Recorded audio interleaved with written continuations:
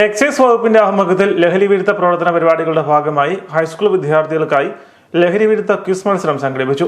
50ഓളം കുട്ടികൾ മത്സരത്തിൽ പങ്കെടുത്തു. പാലാ സെന്റ് തോമസ് സ്കൂളിൽ നടന്ന ക്വിസ് പരിപാടി Pala assistant excise inspector Jexy Joseph നയിച്ചു.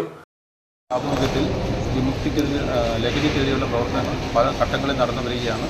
അതിൻ്റെ ഭാഗമായിട്ട് ഏകദേശം 30ഓളം ടീമുകളെ പങ്കെടുപ്പിച്ചുകൊണ്ട് പാലാ സെന്റ് തോമസ് ഹൈസ്കൂളിൽ വെച്ച് ഒരു ലഹരി വിരുദ്ധ ക്വിസ് മത്സരം സംഘടിപ്പിച്ച് നടക്കുകയാണ്. ഈ ലഹരിക്കെതിരെയുള്ള ഈ പോരാട്ടത്തിൽ എല്ലാവരുടെയും സഹകരണം ഉണ്ടാവുമെന്ന് പ്രതീക്ഷിക്കുന്നു.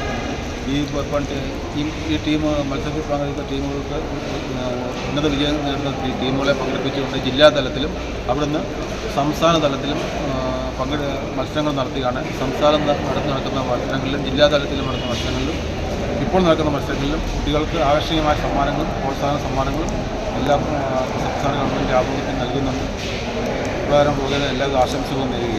അസിസ്റ്റന്റ് എക്സൈസ് ഇൻസ്പെക്ടർമാരായ KV Aneesh Kumar, KS Imod, excise ഉദ്യോഗസ്ഥർ എന്നിവർ സന്നിഹിതരായിരുന്നു.